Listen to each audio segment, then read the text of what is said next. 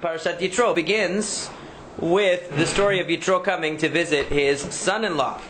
Yitro, after he hears from Moshe everything that happened to the Jewish people, he says, Ata yadati ki gadol Hashem mikol Elohim. Now I know that Hashem and all other gods.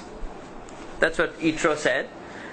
And he says the reason is ki vadavar asher zadu alehem, because in this matter the Mitzrim really committed treachery against the Jewish people. In other words, they deserved what was coming to them.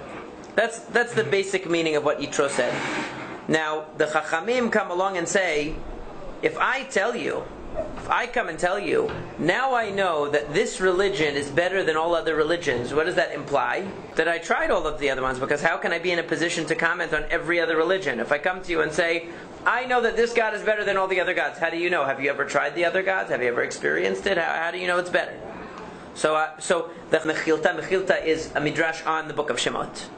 Okay? It's a halakhic midrash and an agadic midrash. It has halakhic components and midrash agada as well. Milamed shayam makir b'chol avodat kochavim sheba'olam shelo eniach avodat kochavim shelo avada. This shows you that Yitro experimented with every avodah zarah in the world. There was no avodah zarah, there was no idolatry in the world, they didn't try. So Yitro went and he experimented with every type of avodah zarah, and then finally said, you know what? This is really the thing. This is the right religion. So it's a very nice midrash. It's very nice to infer from the words Ata yadati ki gadol Hashem mikol Elohim that it means that Yitro really experimented with all the idolatry in the world. But what is that midrash? What is that biographical statement about Yitro really adding to our understanding of the story, or really adding? Is it just something to add a little flair to the a little drama to the story, that wow, Yitro really experimented with every idolatry? I mean, but it doesn't really tell us about his experimentation. What does it really tell you about him that he experimented with all the idolatry? What's the significance of that? I mean, is there a difference between Avraham Avinu, who grew up with only one type of idolatry and rejected it, versus Yitro, who experimented with all the idolatries and rejected them? What's the difference whether you tried one idolatry and said, this is ridiculous, I'm going with monotheism, or you tried 100 idolatries? What difference does it make is one question we need to understand. And what insight does it give us? If the Midrash comes to tell us this, it's not just telling us some random thing. It must be telling us something that goes to the core of what is Yitro about and what is the story about. And we're going to get to that, we're going to see that. So what I would like to take a look at now is, with these ideas in mind, we have this idea that Yitro is a person who is what we would call today a religious seeker, right? The Midrash is portraying him as someone who is looking for something. Why does a person try lots of different religions? Because there's an emptiness. They want to find something. So they go to each religion and they try to find the one that gives them whatever it is that they're looking for. Now, people might be looking for different kinds of things in religion. Maybe some people have a lot of guilt, so they're looking for something that will alleviate their guilt. Some people are looking for camaraderie and being part of something bigger. So they look for a religion that emphasizes social groups in the family. They're looking for something, and they seek it in religion. So a person who goes through multiple religions is not satisfied with whatever is being offered in a particular religion, or they might be satisfied to a point and then they realize it's not enough, so they transfer to another one. So Yitro is being described as someone who is not easily duped. In other words, he'll try something, and when he realizes it's not good, he'll pass it to the next one. He doesn't become committed to something just because of a sense of loyalty. You know, many people, they start with a religion, or they start with some movement, or they start with whatever, and after a while, even when it changes, even when things change, and really they should see that there are problems, they remain committed to it, just out of a sense of piety and loyalty. So he wasn't like that. He was seeking something that he didn't find anywhere. So, if we take a look, I think, at the text, with keeping these ideas about Yitro in mind, we may find that they're giving us a huge clue to what Yitro is about, and actually even what the whole parasha is about. So now that we have these hints about Yitro, this idea that he is a seeker, we don't know what he's seeking though. We don't know what it is that he's seeking, that he's dissatisfied in these different religions. We don't see it. It doesn't tell us. Let's see how the theme of justice plays out in the story, because that might be the clue. Okay, that might be the clue. Let's take a look. Now this is talking about Moshe Rabbeinu. Vayetze bayom hasheni. This is the incident that precipitates Moshe Rabbeinu going down to live with Yitro. What happened? We know that the first thing he did was he kills the Mitzri, right? He sees the Egyptian beating a Jew, he stands up against the Egyptian, kills the Egyptian, covers him in the sand, right? Everybody remembers that. And then, the next day, Vayetze bayom hasheni, v'nei shnei anashim ivrim nitzim, vayomer larasha lama takere'echa. So then he sees two Jews fighting. So last time he saw somebody beating someone, so he killed them. This time he sees two Jews fighting, he says, why are you hitting your brother? What's wrong with you? What do they answer him? Do they say, oh, here is the great paragon of justice who saves us from our oppressive taskmasters? That's what they should say. Wow, finally we have a leader who stands up against the evil regime of Paro. No, they say, Vayomer, Misa mechale ish sar v'shofet aleno. Who made you boss of me, right? Who made you the prince and the judge over all of us? Are you going to kill me like you killed the Egyptian? So what do you see from this? Then he realized it was known. In other words, obviously, word got out about what he did. When Moshe Rabbeinu killed the Egyptian, he looked everywhere to see that nobody was looking, right? He wanted to make sure he did it in a secretive way. He killed the Egyptian to save the Jew. The only person who knew about what he did was the Jew. And yet, what did the Jew do? Told on him and told everybody. Was that a nice thing to do for Moshe? Not really, since he saw that Moshe was trying to do it in a way that was secretive, but to save the guy's life, but without jeopardizing his own life. And instead of appreciating what Moshe did, the people saw him as a troublemaker and said, who do you think you are to be a judge over us? You're going to tell us what to do. And so Moshe realizes, I'm in trouble. And so what happens? He runs away. And lo and behold, he comes to Midian. He comes to Midian and he sits by a well, which is, of course, a well in the Tanakh we know is always a romantic place, right? That's always where the people are going to be married. Always they meet there. And that's exactly what happens, right? The 7 daughters of Kohen Midian come. They come to take water, but they're chased away. So Moshe Rabbeinu is a vigilante of justice, right? First, he saw the Egyptian killing the Jew, and he saved him. Then he saw 2 Jews, and he tried to intervene, and he said, forget, there's no point in saving these people. Then he comes to Midian, and again he sees oppressors taking advantage of, oppressing weak people. You know, the women are not able to stand up against the strong male shepherds. So he gets up and he stands up for them, and he helps them. Okay, but what you can see, by the way, from this is, apparently the Kohen Midian, as the Midrash points out, the priest of Midian was the priest emeritus of Midian. He definitely wasn't the current one. Why? Because whatever religion he was priest of, he left that religion.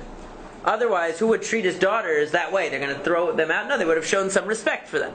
So you see that Yitro was kind of a person who lived on his own. He was isolated. He was isolated from society. Because the people didn't even treat his own daughter. He's a Kohen Midian, and this is how they treat the daughters of the Kohen Midian. So clearly he was the disgraced former Kohen Midian at this point. He was no longer the active Kohen Midian. They didn't respect him anymore. Because he left the religion. Because he got tired. He said, this isn't a bunch of nonsense. He was always getting rid of changing religions all the time. Nobody trusted him anymore. He was too wishy-washy in their eyes. He didn't have loyalty to his religion. So what happens when the daughters of Yitro come home? He says to them, how did you get home so fast? Oh, well, this Egyptian guy came, and when the shepherds harassed us, he stood up. Vayoshian, he saved us. Right? He stood up and he saved them. And so, what does Yitro say? He doesn't say, to heck with that guy. We should go after him. He's probably starting trouble in the neighborhood. He's probably some ruffian who's going to be a problem. No, he says, where is this guy? We want him to come in and have bread with us. This is our kind of guy. This is the anti-establishment guy. We like the anti-establishment guy. The guy who stands up for justice, that's what we like. And of course, he invites him in and he marries him off to his daughter. So what do you see as Yitro's M.O.? Justice. He sees justice. He likes justice. What is the Midrash saying about Yitro? When he heard about the injustice that Paro wanted to perpetrate against the Jews, he didn't want any part of it. He ran away. He abdicated whatever position he had. He didn't want to be part of injustice. And so Yitro is a person whose definition of what makes sense, what's right, is justice. If he sees justice, that's what he wants. He doesn't have loyalty to this God or this nation or that nation or any in-group or out-group. The only thing he cares about is justice. If you provide me justice, I like you. That's the way he looks at it. He sees everything Hashem did for Moshe and Israel, his people. That Hashem took the Jews out of Mitzrayim. Now, there are two ways that an outsider can interpret the events of Yetziat Mitzrayim. And this is what's so critical in understanding what Yitro is about. Because from an outsider's perspective, one could see Yetziat Mitzrayim as, oh, there is a very powerful God who favors the Jews. He's a Jewish God. There's the Moabite God. The Moabite God fights for the Moabites, whether they're right or wrong. The Hittite God fights for the Chittim, whether they're right or wrong. As long as they give him sacrifices, he doesn't care if they're right or wrong. He champions their cause. Okay, as long as they give him his homage, whatever he deserves, right? What his sacrifices, there's no justice. There's national gods, right? The idea of national gods. It's patriotism. If you're a Moabite, you go with the Moabite God. If you're a Canaanite, you go with the Canaanite gods. And they're on your side no matter what. So Yitro is confronted with a big problem. This God apparently took his people out of Egypt and decimated the Egyptians. So someone could say, wow, their God is a really strong God and gave the ultimate smackdown to the Mitzrayim on behalf of the Jews because he's a Jewish God. Or, what's the other possibility? There's some justice being meted out here, right? There's some justice being meted out here. So Yitro says there's definitely something to this religion because I see that it delivered results. But the question is this a religion of justice or not? And you'll notice that in Parashat Yitro, the word Elohim is used for God. And we know that that name of God is a reference always to Midat Hadin, the attribute of justice, the lawfulness of Hashem. Okay? So it says, Vayishma Yitro Kohen Midian, Choten Moshe et kol asher asa Elohim le Moshe. Okay? And then what happens? Yitro comes and he brings the family of Moshe. And he brings the two sons of Moshe. And he says, I am Chotencha Yitro ba'elecha, ve'ishtecha u'shnei banei ha'ima. I am Yitro, your father-in-law, and I have your wife and your two children with her. So Rashi says, why did he say that? He said, if you won't accept me, accept your wife. If you won't accept your wife, at least accept your children. Why did he think that Moshe is not going to accept his own wife and children and his own father-in-law? Because, oh, you're not Jewish. Now we're an in-group. We're an exclusive club now. Did you see what God did for us? You're not part of the in-club. You weren't in Egypt with us. You didn't become part of our group. So you're out. Stay out. We don't want you. That's what Yitro fears from Moshe. So Yitro is looking, at first he's sensitive, he's hesitant to approach Moshe. He says, maybe this is an in-group mentality. Maybe this is some nationalism here. And I'm not part of the in-group. I'm going to be excluded. So he says, I brought your wife, I brought your sons, accept me, let me come in. Of course, what does Moshe do? He comes out, he bows down to him, he kisses him, he's very, very solicitous of Yitro. Okay? And then, "Vayisaper Moshe lachotino et kol asher asa Hashem leFar'o leMitzrayim al odot Yisrael." He changes it. When it says what Yitro heard, it says that he heard what Hashem did for Moshe and Israel, his people. Okay? It's a very exclusive type of thing. Whereas when Moshe describes it, he describes what Hashem did to Paro and Mitzrayim al odot Yisrael, on behalf of Israel. Et kol ha'tila asher mitza'atam baderech, all of the troubles that they faced on the way, vayatzilem Hashem, and Hashem saved them. In other words, this is a suffering, persecuted people. And Hashem was addressing the grievances of a people that had been treated unjustly. And then what does it say? Vayichad Yitro. Yitro was happy. Al kol ha'tova asher asa Hashem liYisrael asher etzilo miyad Mitzrayim. Now he changed the language. He didn't just say that Hashem took them out of Mitzrayim. Hitzilo. He realized God saved them from destruction at the hands of Mitzrayim. He understood. And then, Vayomer Yitro, Yitro said, Baruch Hashem. He's the first person to say Baruch Hashem. When you say Baruch Hashem, you're saying what Yitro said. Asher hitzil etchem miyad Mitzrayim u'miyad Paro, who saved you from Mitzrayim and from Paro. Asher hitzil et ha'am mitachad yad Mitzrayim, who saved the people from under the hand of Egypt. In other words, you were being oppressed and you were saved. Ata yadati, now I know. See? Now it makes sense, right? Why didn't he know it before? When he heard about Yetziat Mitzrayim, why didn't he know it before? That God was greater than the other gods? Now I know that this God is greater. How did I know? Ki gadol Hashem mikol Elohim, ki vadavar asher zadu alehem. Because the Egyptians treated the Jews unjustly. Ki vadavar asher zadu alehem. They were treating them in a brazenly unjust way, and therefore they deserved what came to them. Actually, Onkelos says, just like they tried to drown the Jewish babies in the water, they were drowned in the water in Kriyat Yamsuf, in the Yamsuf. So in other words, Yitro says, wow, this is a God, not of favoritism. This is a God that accepts me when I come. This is not a God of favoritism and in-group. This is a God of justice. The reason why this happened was because of justice. And then you see a remarkable thing, which is nowhere in the Torah does anybody bring a sacrifice lelohim, to the name Elohim, the divine name Elohim. No, never. Always Hashem. It says Zoveach la Elohim yachoram v'otil Hashem levado. That somebody who brings a sacrifice to any god other than Hashem is not allowed. It never says Elohim. And yet here, what does it say? In the case of Yitro, Vayikach Yitro choten Moshe olav zvachim leElohim. He brings offerings to Elohim. Lechol lechem im choten Moshe lefnei Elohim. It doesn't say Hashem. It's the only time a korban is brought to the name Elohim. And what is the name Elohim? Justice. The God of lawfulness, of justice. Okay? And that is what Yitro saw. When Yitro saw this God is a universal God. He's not a God only of the Jews. He's not a God against the Mitzrim. He's not a God of Moab or of Chitim or anything. He is the God who looks at everything with fairness and justice over all of His creation. That's a God I've been looking for. I've been looking for justice all this time. I broke away from every religion because they were in-group religions. Because they were nationalistic religions. And nationalistic loyalty-based religions always devolve into injustice. They always put their own rights over other people's rights, even when it's not fair, even when it's not the correct thing to do. And that's why I broke away from everything. I broke away from Egypt. That's why Moshe left the Jewish people. He said they're an unjust people. And why Yitro embraced Moshe was because he saw that he fought for justice. That's why he brought him into his house.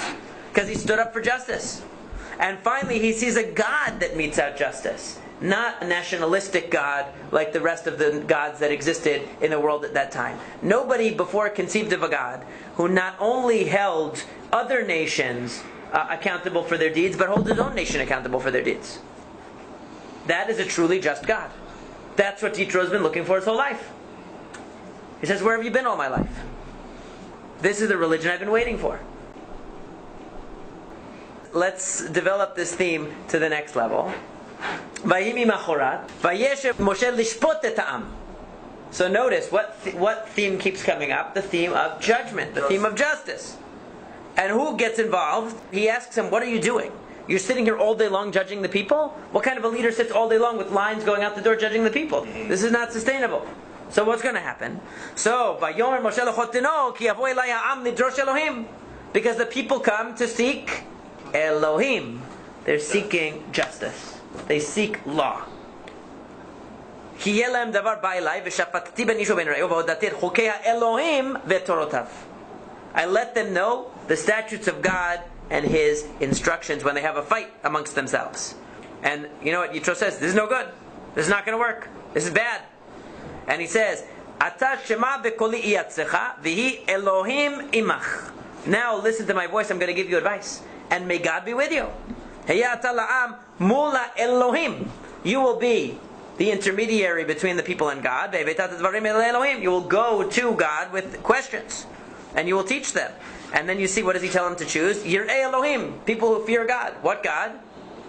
Not Yir'ei Hashem, Yir'ei Elohim, who fear the God of justice, the God who will hold them accountable. V'shafetu et'am, and they will judge the people. And then he says, if this works out, v'tzivacha Elohim, and God gives His rubber stamp to it, right? He approves of it, then things will work out for you. So the root shafat appears in this paragraph numerous times. I didn't even count the number. The word Elohim appears numerous times. The name Hashem is conspicuously, absolutely absent from the paragraph. The idea is that Yitro's whole orientation to God is an orientation of justice. He sees the world that it operates lawfully, it operates in a way that is rational and has patterns that are reliable and that are universal and objective, and he says that's what human life should look like. It should also be just and fair, and universal law should apply to all, and everybody should be equal before the law. That is the God I'm looking for, because I know that the God that created this world that operates according to laws is going to create a religion that insists on laws and justice for all. And that's what Yitro is looking for. And that's why Elohim is mentioned and emphasized, and judgment is mentioned and emphasized again and again throughout the parasha. And then finally, later on in this parasha, what does Hashem do that's really cataclysmic, a once in a lifetime, a once in history event? He gives Torah, He gives the laws. But what name does God reveal Himself to the Jewish people when He gives the Ten Commandments? Vayidaber Elohim. Okay? That is the name of Hashem, the God of justice. What does it say when God created the world? Bereshit bara Elohim et hashamayim v'et. The God of law, the God of justice that created the world according to law, also delivers law to the Jewish people. And that happens in a parasha where we learn about God as the God of justice. And we see that what is it that's going to enable somebody like a true seeker of God? How is Yitro a true seeker of God? That's what the Midrash is trying to show you. A false seeker of God, he looks for a God that satisfies his own personal needs. But what is Yitro? He's exactly the opposite. He's looking for a God that is the objectively true God. Not that satisfies my needs or any one group, or sides with a particular group, or makes me feel safe, or makes me feel protected. I want a God who's a God of truth. Absolute truth. Because I see that the world is run by truth. I want a God that is objective and just and operates based on truth in his dealings with human beings. And that's the way that a true seeker of Hashem will come to recognize the God of the Torah. When he sees that the God of the Torah is a God that is just and fair. And so the way that the nations of the world will come to recognize Hashem as the true God is when they recognize that He's not just the God of Israel. He's the God of the universe. He's the God for all people. He's the one God. And that's what the Beit HaMikdash was supposed to represent. Everybody coming to the Beit HaMikdash. All nations coming to the Beit HaMikdash. Ki beiti beit tefillah yikarei lechol ha'amim. My house will be a house for all the peoples of the world. That they'll recognize that God is a God for all people. And that's what Yitro saw when he saw that justice was operating. Justice means that it doesn't matter what your ethnicity is, it doesn't matter what your background is, nothing matters except that you are, whether you're right or wrong. That's the only thing that matters in the eyes of God. But that's really the idea. What brought Yitro to appreciate, to recognize Hashem was the idea of justice, the idea of universality, the idea that we're all part of God's creation, and therefore He treats all of us fairly and honestly, and He doesn't show favoritism. And that was what enabled Yitro to say, now I know this God is greater than all other gods. Because he was seeking a religion that wasn't a private club, that wasn't as some kind of an exclusive group, that really was as open, as just, as universal of an idea of religion as he saw in the world. He wanted a lawful, harmonious religion, just like he saw a lawful and harmonious and just universe around him.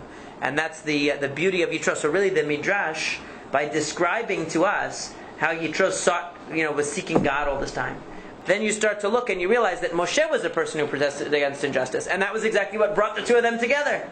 That the reason why Yitro came to invite Moshe over was because he saw that he stood up against injustice. And then you realize that the theme of everything Yitro does revolves around the principles of justice.